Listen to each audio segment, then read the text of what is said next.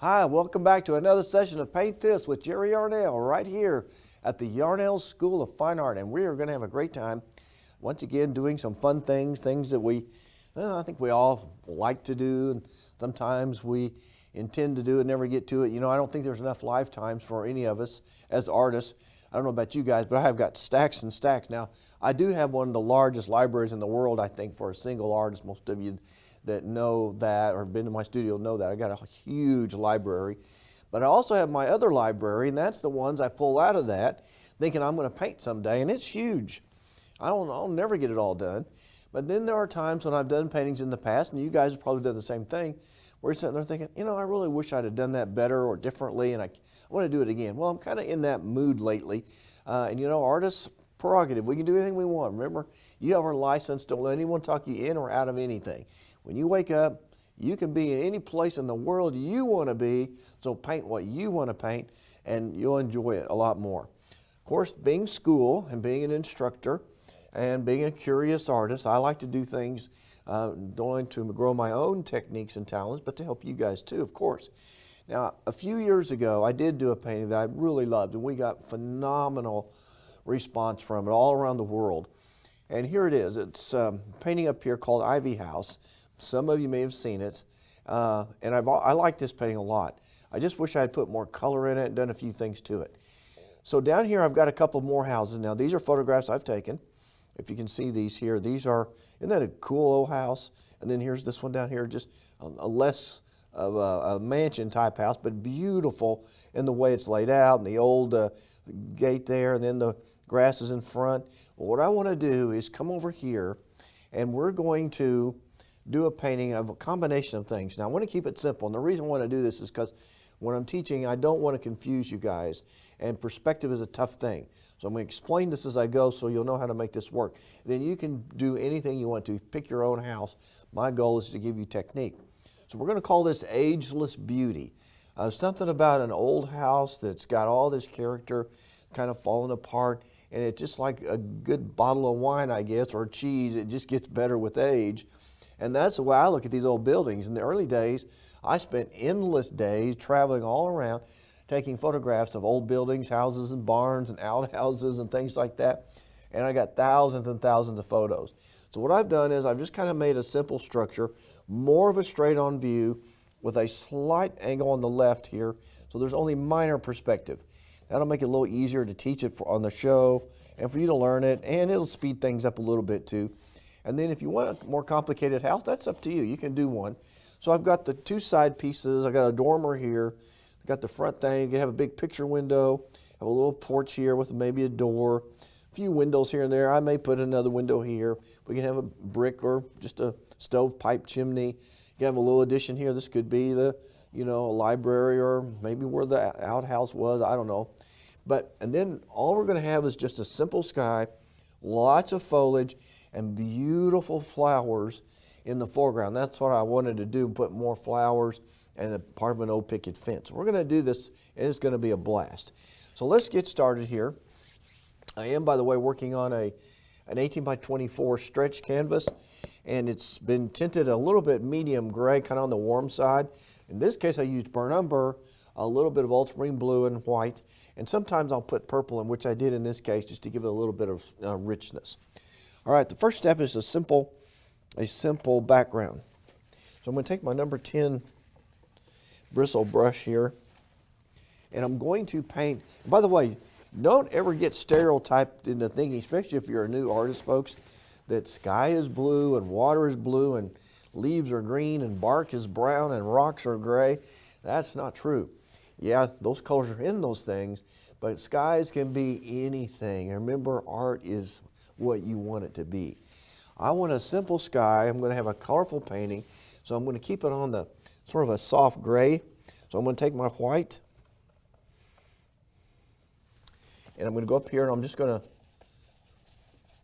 and by the way, I might mention, those of you that have a smartphone, what I've been doing lately in the last few years as we've been developing technology and all that stuff, if I get a rough sketch that I like it and I don't want to have to re-sketch it from, a sketch I've done or something, just take a shot of it with your phone, and then because you're going to lose some of it. And I've already done that. I've already taken the picture.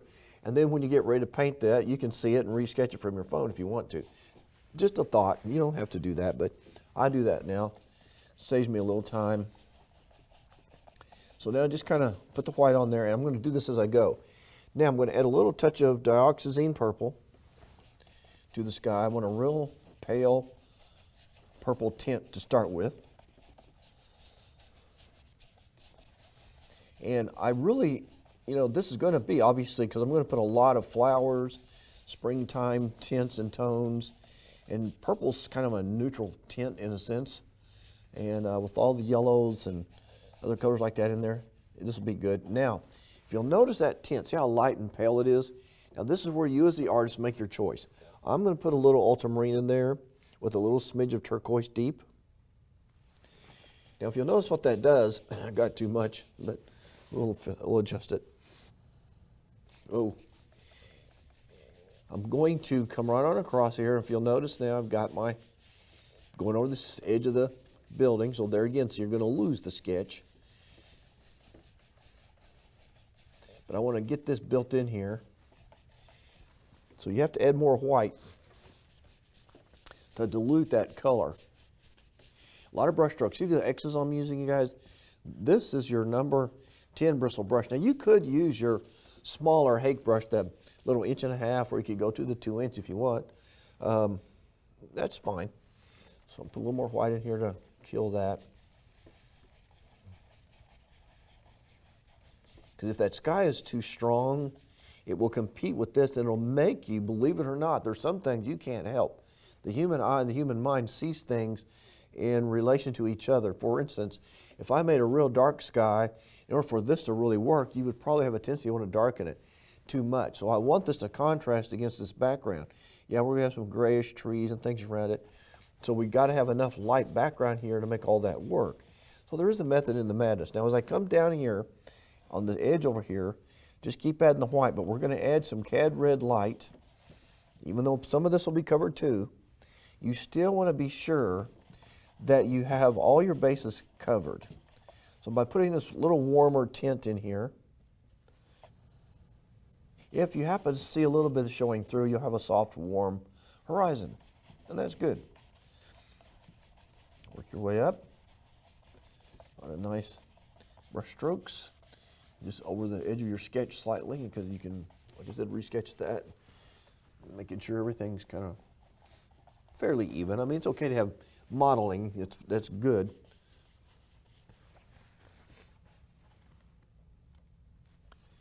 We'll work our way on around over here. Little touches of water. Now, don't get it too thin. You want to have enough body to cover the gray underpainting. I've noticed a lot of you that are new to the painting world, you put too much water sometimes, or sometimes not enough, and your paint gets real dry and scratchy. And when it does that, that's just a sign that you're doing something wrong. Let me give you the best solution to that. What you want, if you notice here, you see how creamy and buttery this is? Well, when you get it out of the jar, because I use a thicker gesso, it's a little thicker sometimes. So I put a little water in there and take my palette knife and smush it around until it's really creamy, about like soft butter. And then you add just enough water as you're going up here so it slides nicely. Now, if you're an oil painter, you're probably used to the little bit of drag you get, because that's just what happens when you work with oil. It's a little thicker and it drags a little. So now I'm putting my purple in as your neutral underpainting tone, and then we'll add a little bit of blue, touch of water. You just want to be very cautious about how you go about finishing this up. This sky has to be very pale. I guess what you could call a pastel color.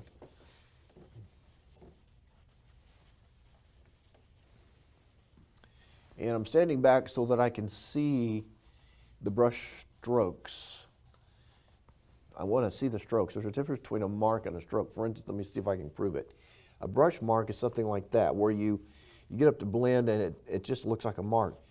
Brush strokes is where you can see the movement of the brush within the body of the paint, and it's all working together as a unit. But if you just don't blend it correctly, you'll get marks. And a lot of you fuss about that. And we want to help you understand that that's that's okay. You just